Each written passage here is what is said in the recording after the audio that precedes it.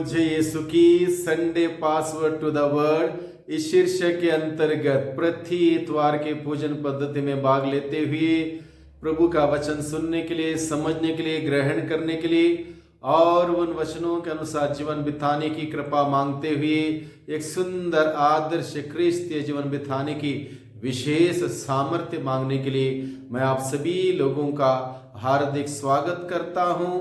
आज 40 की अवधि की पहला इतवार है, यानी कि आज के दिन में प्रभु का वचन हम सबों को बताता है कि प्रभु यीशु के जीवन में 3 अलग अलग प्रकार के प्रलोभन लेके शैतान आया, लेकिन प्रभु यीशु ने उन प्रलोभनों का सामना किया, शैतान को हराया, जीत हासिल की। और हम सभी लोगों को प्रभु सिखाता है कि हम सबों के जीवन में भी प्रलोभन आएंगे। जब प्रलोभन आएंगे, कैसे हमें उन प्रलोभनों का सामना करते हुए शैतान को हराकर उस पर जीत हासिल करनी है। इस बात को आज के सुसमाचार के द्वारा, पाठों के द्वारा हम सबों को सिखाया जा रहा है।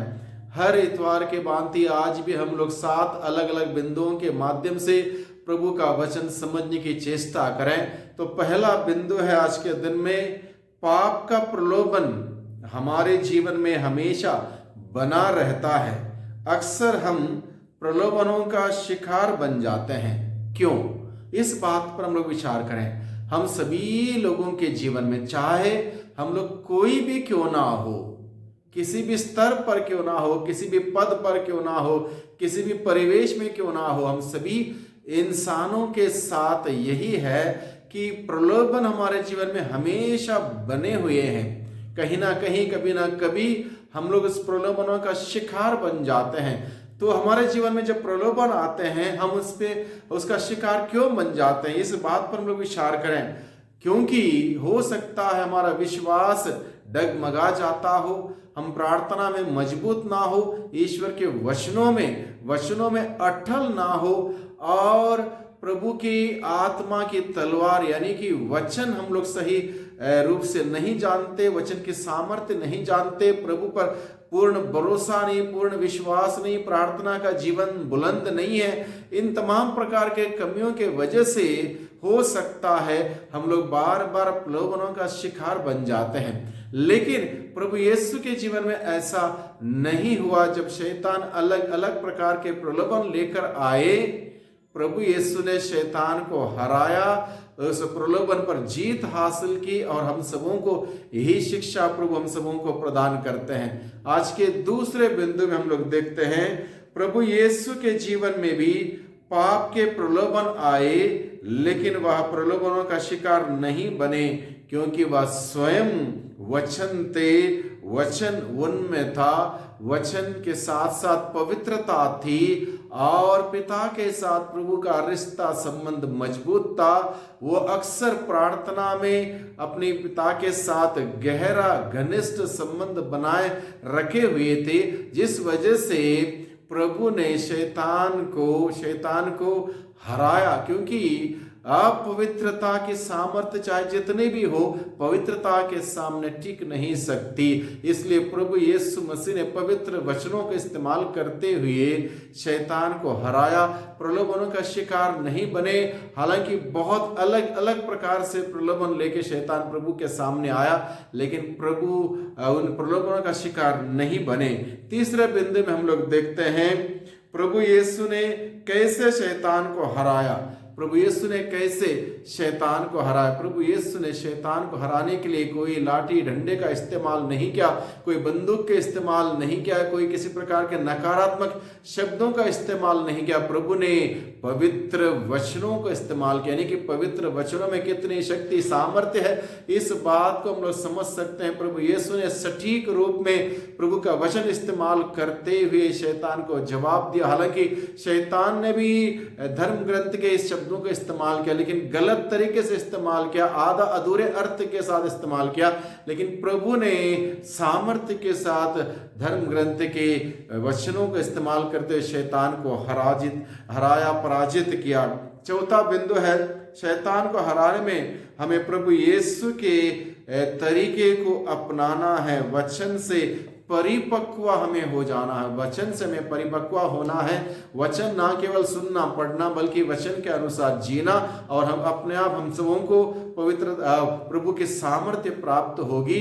इसलिए वचन के अनुसार जीवन व्यतीत करते हुए, पवित्र जीवन जीते हुए हम शैतान को हरा सकते हैं। प्रभु यीशु का तौर तरीका हम अपनाएं।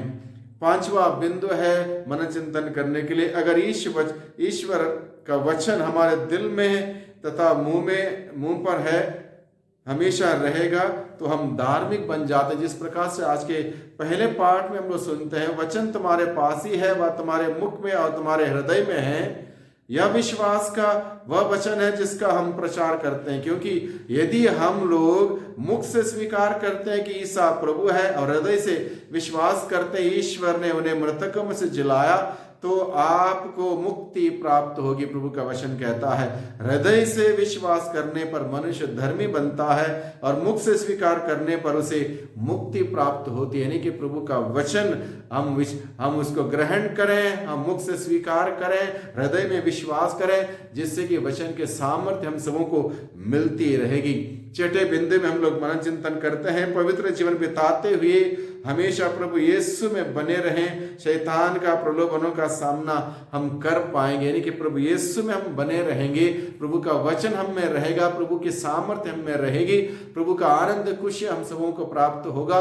इसलिए प्रभु में बने रहते हुए हम शैतान को निरंतर पराजित करें, हराएं, प्रलोभन का शिकार ना बने, बल्कि उनका डटकर सामना करते हुए प्रभु के सच्चाई के, प्रेम के, ईमानदारी के मार्ग पर चलते हुए हम जीत हासिल करें। जो प्रभु में है उसको हमेशा जीत हमेशा मिलती रहेगी। प्रभु यीशु ने अपने शिष्यों से यही कहा था, जागते रहो, प्रार्थना करते रहो, जिससे तुम प्रलोभन में ना पड़ो। जो जागता रहेगा, सतर्क रहेगा, सावधान रहेगा, प्रलोभन में नहीं पड़ेगा, प्रभु के नाम से उसको सामर्थ्य मिलेगी, शक्ति मिलेगी, और वो दुष्ट आत्मा को, शैतान को पराजित करते हुए जीत हासिल कर सकता है। सातवें बिंदु में हम लोग देखते हैं 40 की अवधि हम सबों के लिए वचन में, विश्वास में, ईश प्रेम में बढ़ने का समय है। इसलिए हम निरंतर प्रयास करें। 40 की अवधि हम सबों को दी गई है ताकि हम सब इस अवधि में प्रार्थना में आगे बढ़े, विश्वास में और मजबूत हो जाए,